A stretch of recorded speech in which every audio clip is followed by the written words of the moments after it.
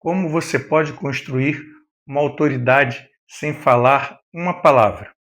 Não, isso não tem nada a ver com ser arrogante, famoso ou extrovertido.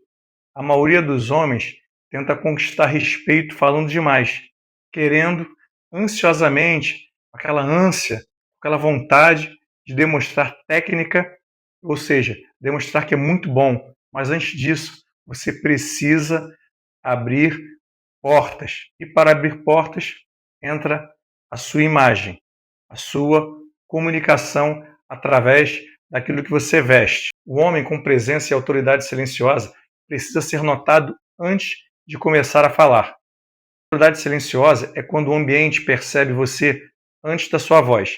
Ela vem da soma da postura, da imagem, comportamento e coerência. Como consultor de imagem masculina, eu observo isso o tempo todo.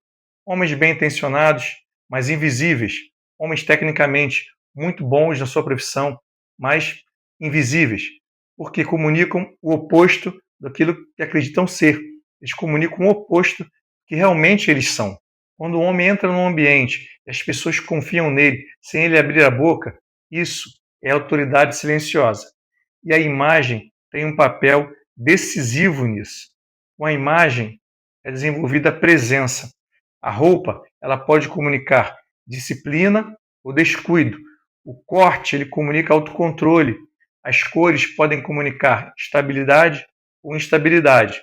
O excesso comunica ansiedade por validação. Um homem que exagera na imagem tenta ser percebido. Presença vem da simplicidade bem realizada. Muitos homens dizem que não ligam para a aparência, mas pagam o preço social por isso. Outros se vestem bem, mas sem intenção, apenas por gosto. E a autoridade, ela não nasce do gosto pessoal. Ela nasce da leitura correta do ambiente. Quem busca autoridade silenciosa tem coerência, simplicidade, constância.